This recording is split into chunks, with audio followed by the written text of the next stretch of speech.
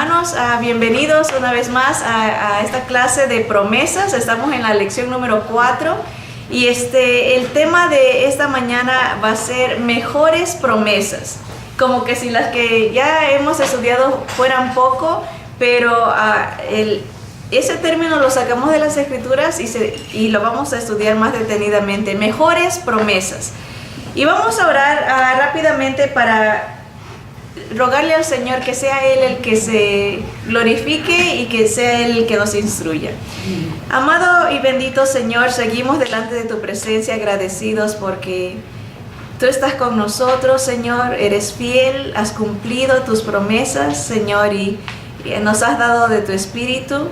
Y mandaste a tu único Hijo para que sea posible, Señor, recibir todas las promesas que nos has dado, Señor. Y te bendecimos por eso. Te rogamos que seas tú, Señor Jesús, Santo Espíritu, el que nos enseñes, el que abra nuestros ojos a la hermosura de tu palabra y a la hermosura de tu ser, porque solo tú eres Dios único, perfecto, maravilloso, grande y misericordioso.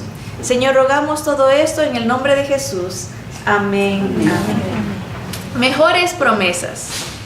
Jesús es promesa de Dios. Sus palabras son promesas. Y el Espíritu Santo es promesa de Dios. Gracias al Señor hemos podido ver en clases pasadas que nuestro Señor Jesús, su palabra y la venida del Espíritu Santo fueron promesas anunciadas desde el principio. Y el Señor mismo dice que el hecho de que Él anuncie el fin desde el principio lo hace único y verdadero Dios. Esta realidad es prueba que no hay otro Dios que pueda hacer esto. Él mismo lo dice en su palabra, dice, yo les anuncio el fin desde el principio para que sepan que yo soy Dios. O sea, como que es una garantía que el hecho de que Él nos anuncia y de lo que va a pasar y que se cumpla es una garantía de que Él es el Dios verdadero. Ver las promesas cumplidas también nos habla de otros atributos de Dios, como su fidelidad y su inmutabilidad. Él no cambia, no miente, no es hombre, o sea, humano, y por lo cual es confiable. Como Él es un ser diferente, podemos depender de Él, depender de su palabra, depender de sus promesas. Él cumple, Él es fiel, Él no cambia, Él es el único Dios verdadero que sabe todo. El fin desde el principio y nos lo garantiza. Miren Isaías 14:27 dice, porque Jehová de los ejércitos lo ha determinado y ¿quién lo impedirá? Y su mano extendida, ¿quién la hará retroceder? ¿Verdad? La respuesta, como cuando le preguntaba a Job, respóndeme, ¿sabes tú cómo el Señor controla todo? ¿No? Y Job se quedó callado en tantas preguntas que él hizo, no podía responder. Nadie podemos responder a estas preguntas. ¿Quién va a impedir el plan de Dios? ¿Quién va a impedir que se cumpla lo que Él ha establecido? Nadie puede. ¿Quién va a hacerlo retroceder de lo que Él ya ha determinado? Nadie, no podemos. Hay un canto muy lindo que me gusta, es en inglés, pero dice, no hay nadie como tú, la traducción dice, nadie a tu lado, nadie como tú, ni nadie a tu lado. O sea, Él es el único, no hay nadie que le llegue en sabiduría, en poder, en esencia. Él es único, ¿verdad? Y estos atributos, aún las promesas nos revelan sus atributos. Él ha cumplido lo que ha prometido y su sabiduría, Él todo lo sabe, todo lo puede y está en todas partes. Bien, ahora introduciremos otra palabra que va de la mano con promesas y esa es la palabra pacto. Hebreos 8:1 al 6 nos dice lo siguiente, dice, ahora bien, el punto principal de lo que venimos diciendo es que tenemos tal sumo sacerdote, el cual se sentó a la diestra del trono de la majestad en los cielos, ministro del santuario y de aquel verdadero tabernáculo que levantó el Señor y no el hombre. Porque todo sumo sacerdote está constituido para presentar ofrendas y sacrificios, por lo cual es necesario que también éste tenga algo que ofrecer.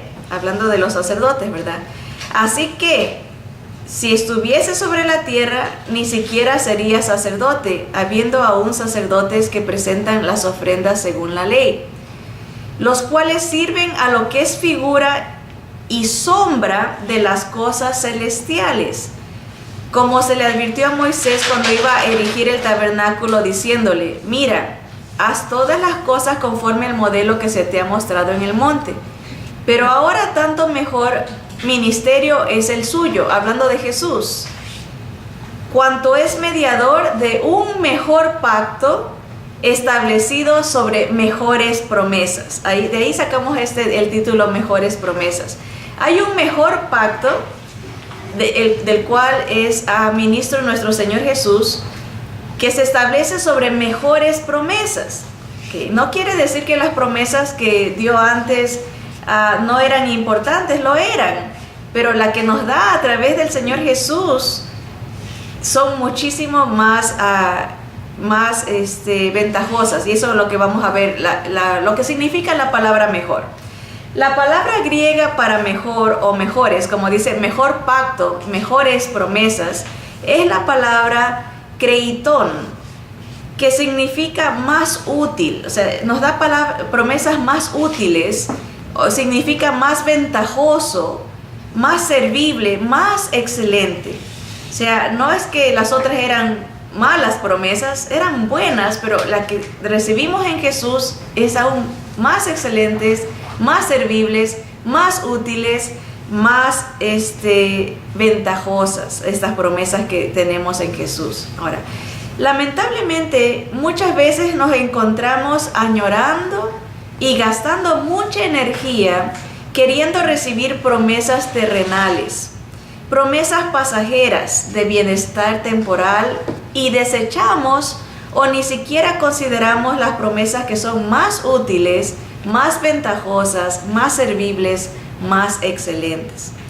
Ahora, aquí viene una pregunta para nosotras y nosotros. Dice, promesas celestiales versus promesas terrenales. ¿Cuáles preferimos? ¿Verdad? Es la pregunta. Hay promesas terrenales, hay promesas celestiales. Y hay una batalla siempre entre cuál escoger, porque como que si fuera tal vez una tentación para nosotros enfocarnos en las promesas terrenales y no las celestiales. Muchas veces nuestro enfoque es terrenal y no celestial. Esto lo podemos ver muy claramente en la manera que oramos. O sea, vamos a examinarnos personalmente y cómo esté dirigida nuestra oración va a indicar dónde está nuestro corazón, dónde está nuestra mente, si está en lo terrenal o si está en lo celestial. Y especialmente cuando alguien está enfermo, por ejemplo, nuestra búsqueda es extender a través de la oración la vida física y no la sanidad del alma y la salvación del espíritu. Sin embargo, aún en esta necesidad física, podemos encontrar promesas mejores. Noten, promesas celestiales, como es el perdón, la gracia, la misericordia, la armonía espiritual con Dios y con nuestro prójimo. Miremos detenidamente lo que nos dice el apóstol Santiago, para nomás escoger este tema para ayudarnos a ver cómo muchas veces perdemos el enfoque celestial por buscar las promesas terrenales solamente. Santiago 5, 14 al 20 nos dice, o más bien hasta el 16, es del 14 al 16, pueden corregir ahí, es del 14 al 16. Dice, ¿está alguno enfermo entre vosotros? Llame a los ancianos de la iglesia y oren por él, ungiéndole con aceite en el nombre del Señor. Dice, y la oración de fe, ¿qué dice la palabra? Salvará al enfermo, ¿verdad?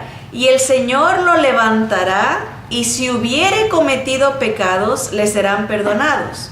Sigue el versículo y dice, confesaos vuestras ofensas unos a otros y orad unos por otros para que seáis sanados. La oración eficaz del justo puede mucho. Que vamos a ver, algunos estudiosos, aquí dice estudios, pueden corregir eso también, dice, algunos estudiosos de las Escrituras interpretan que pareciera que esta enfermedad de la que se nombra en Santiago, dice, si alguno está enfermo, esta enfermedad era producto de desobediencia y pecado. Si alguno está enfermo, dice, llame a los ancianos y oren por él, ungiéndole con aceite en el nombre del Señor, y la oración de fe salvará al enfermo. Eso creen que esta enfermedad que esta persona tenía era producto de desobediencia o de pecado, ¿verdad? Sabemos que hay enfermedades que no son producto de pecado. Acuérdense de creo que era paralítico, que los discípulos le preguntan al Señor, ¿quién pecó? ¿Los padres o el enfermo? Y el Señor le dice, ninguno, sino que para la gloria del Señor es que se le ha permitido tener esta cosa para que se manifieste el poder del Señor. Así que hay enfermedades que no necesariamente son producto de desobediencias o de pecado, pero hay otras que sí. Y parece que este era el caso de esta persona a la cual Santiago está mencionando. Miren, dice, cuando el enfermo confesó, porque dice, y la oración de fe del enfermo, en el momento que el enfermo confiesa y se arrepiente, el Señor lo restaura y lo perdona. Sabemos que la salvación no es por la oración, porque mucha gente puede malinterpretar y dice, mira, si oras puedes ser salvo. No, sabemos que eso es contradictorio a lo que las Escrituras nos enseñan, que solamente la salvación es por fe en Jesús acompañada de arrepentimiento.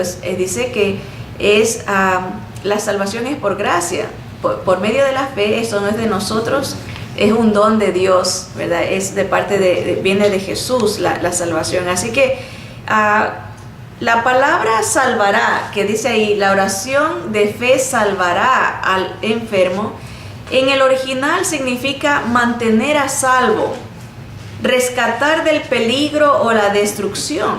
El Señor está diciendo, en el momento que esta persona confiesa su pecado, se arrepiente, ve al Señor como Salvador, el Señor lo protege, lo rescata del peligro o la destrucción, lo salva del sufrimiento, lo libra de la pena y del juicio. Eso quiere decir la palabra salvará. Lo liberta de la obstrucción de la salvación mesiánica. ¿Ven? Tantas cosas que significa esa palabra. La oración de arrepentimiento de fe de esta persona logra tener como dicen, el resultado es el perdón, es la restauración de su alma, de la salvación de su espíritu.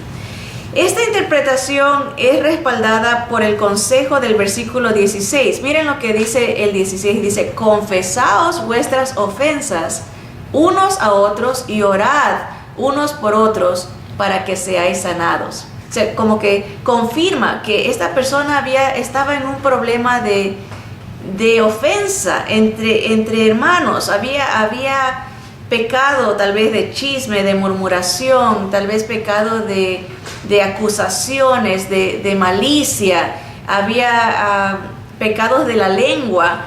Y el Señor dice, confiésense los unos a los otros, oren entre ustedes, ¿verdad? Los líderes, haya comunión. Tal vez había división entre esta persona y el liderazgo, y por eso le está diciendo, confiesa, acércate, vengan a orar unos por otros para que haya sanidad espiritual, haya por ende una sanidad física.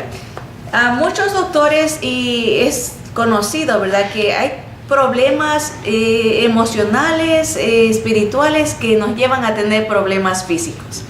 Cuando uno, por ejemplo, miente, hay nerviosismo, se acelera. ¿Cómo creen ustedes que se pueden probar estas cuestiones el detector de mentiras? Porque nota una alteración en la presión arterial, nota una alteración en el estado de la persona, porque ofensas y los problemas espirituales afectan nuestro físico. Cuando uno, por ejemplo, no confía en el Señor, entra temor, entra ansiedad, entra depresión, hay consecuencias y resultados físicos por nuestras desobediencias espirituales, ¿verdad? Entonces, el Señor está diciendo, analicen cómo están hasta entre ustedes, si se están ofendiendo, si se están atacando, porque si hay eso, va a haber problemas físicos, emocionales, obviamente espiritualmente van a estar mal y necesitan ponerse a tono con el Señor para que el Señor restaure y los sane emocionalmente. Miren, para que seáis sanados, dice, la oración eficaz del justo puede mucho. ¿Cómo es que somos declarados justos? Cuando tenemos al Señor Jesús en nuestra vida.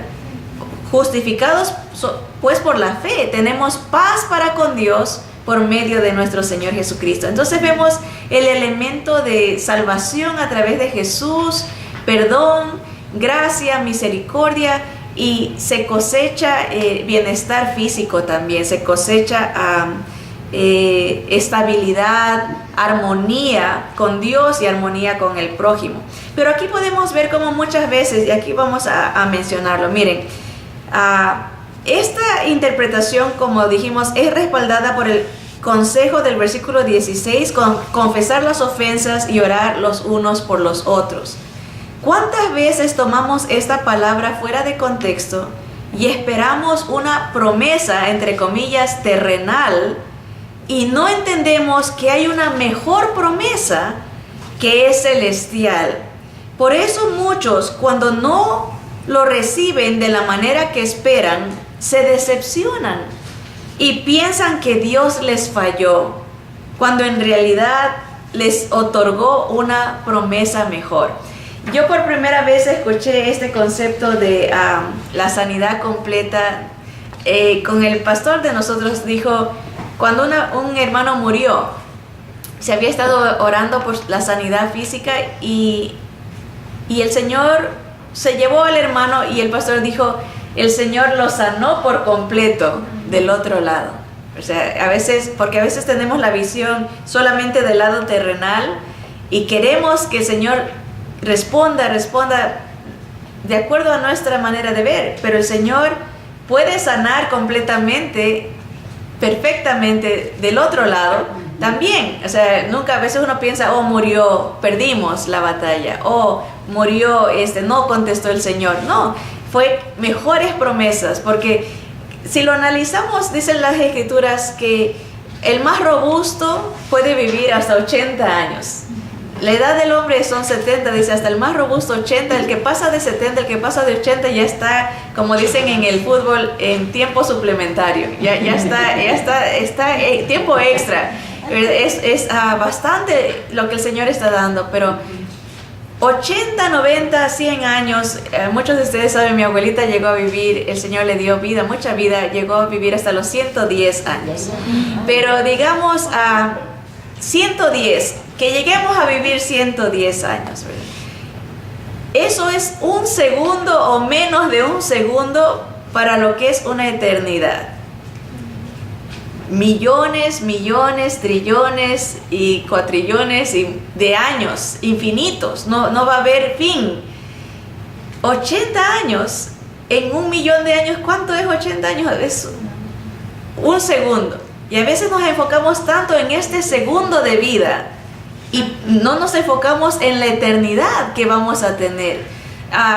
Tenemos tanta pasión por las cosas terrenales, lo material, cuando en verdad hay una vida después, ¿verdad? Y lamentablemente, obviamente, por el enemigo que miente, hay tantas falsas religiones que confunden a la gente. Dicen, no hay nada después de la muerte, no hay cielo, no hay un propósito en la vida, cuando las Escrituras, el Señor nos dice que ha venido para darnos vida en abundancia, vida eterna. No sé cómo pueden confundirse si leyeran solamente las Escrituras, encontraran la realidad de la eternidad, ¿verdad? Y el Señor quiere que enfoquemos nuestra visión espiritual, ¿verdad? Que no perdamos de vista lo permanente, lo seguro, mejores promesas. ¿Qué prefieren que les diga el Señor? ¿Te puedo sanar por ese segundo? ¿O te puedo sanar para siempre? ¿Verdad? ¿Quién va a querer quedarse con el segundo de vida, que son los 80, 90 años, o para siempre? ¿Verdad? Por eso la importancia de estar listos, preparados con Cristo en nosotros, porque en Cristo tenemos este nuevo pacto y estas nuevas promesas, ¿verdad? Ahora, sigamos con la lectura. Dice, por eso mucha gente se decepciona, porque solamente está viendo desde manera terrenal y con sus propios ojos la propia voluntad, y no el pacto mejor o la mejor promesa que tiene el Señor para nosotros. Santiago 5:20, en el mismo libro, mismo contexto, dice: sepa que el que haga volver al pecador del error de su camino, salvará de muerte un alma y cubrirá multitud de pecados. ¿Ven? En el capítulo 4 se nos habla de esa oración de fe para salvar el alma, y en el capítulo 5 se reitera, ¿no? Si alguien puede ayudar a alguien a que entienda el Evangelio, a que escuche el Evangelio, dice: salvará, el que haga volver al pecador del error de su camino, salvará de muerte un alma. Porque acuérdense, puede vivir alguien eternamente o puede morir eternamente. Ya no hay vuelta atrás. En el momento que la persona muere, dice, viene el juicio. Si no tuvo al Señor, si no hubo arrepentimiento, si no vio al Señor como su único Salvador, como a Cristo, su Rey, su Dios, su sacerdote, intercesor, su mediador, si no lo vio como el profeta de Dios, morirá eternamente. Por eso dice el enfocarnos en las cosas, en las promesas mejores, en el pacto mejor. Cuando uno logra a través del Espíritu del Señor abrirle la mente a alguien, como dice aquí, volver a alguien de su error, salva un alma y cubre multitud de pecados, porque el Señor con su sangre borra todas las ofensas que se hayan cometido, todos los pecados, las transgresiones, todas las, como querramos llamar el pecado, porque hay tantos nombres, ¿verdad? Rebeliones, todo borra el Señor en el momento que alguien confiesa, se arrepiente y ve al Señor como el único Salvador.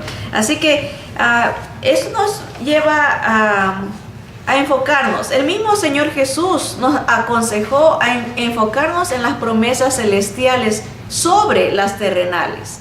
No con esto decimos que Él no nos puede sanar físicamente. Claro que puede, pero sobre todo en su voluntad está salvar el alma. Y ese debe ser siempre nuestro principal enfoque, lo espiritual. ¿Se acuerdan el caso en el libro de Corintios? Se nos habla de un joven que estaba en una fornicación con su propia madrastra. Y el apóstol Pablo dice, ¿saben qué? Entréguenlo a Satanás. Era una expresión como diciéndolo, déjenlo que coseche las consecuencias de su pecado. Dice que el cuerpo podía ser quebrantado. Dijo que hagan esto para que su cuerpo sufra las consecuencias de su error, pero para que su alma se salve. Lo que estaba tratando de decir es que dejemos a ellos, a los corintios le estaba diciendo, déjenle que este joven coseche las consecuencias de su error en su cuerpo. Una enfermedad es conocido por el mundo, no solamente por la palabra de Dios, por el mundo, estadísticas. Personas que desobedecen, por ejemplo, en el campo carnal, cuando no hay, yo trabajé por muchos años en un departamento donde era para prevención de cáncer pélvico, y se hablaba de las jovencitas que empezaban desde los 12, 13 años a tener relaciones sexuales con varios hombres o fumaban, eran mucho más propensas a tener cáncer pélvico. ¿Por qué? Porque había desobediencia, algo que el Señor ha ordenado que no se haga. Si el ser humano lo hace, cosecha, como hemos estudiado en clases pasadas.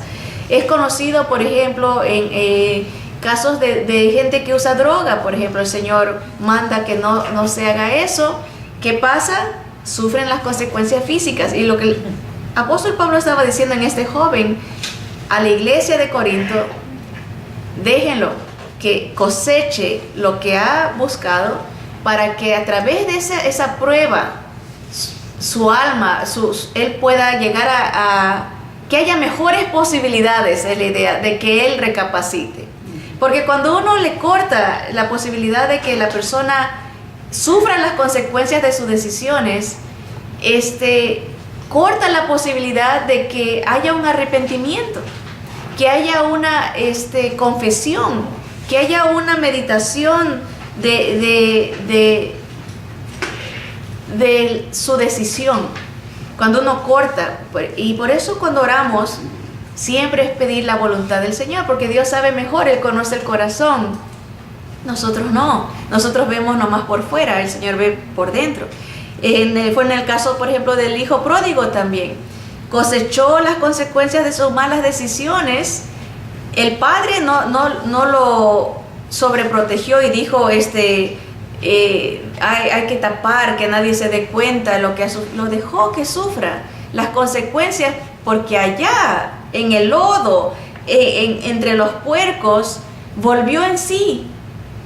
Abrió sus ojos, Dios le abrió los ojos del entendimiento espiritual y dijo, tengo que volver en la casa de mi padre, hasta los sirvientes comen mejor que yo.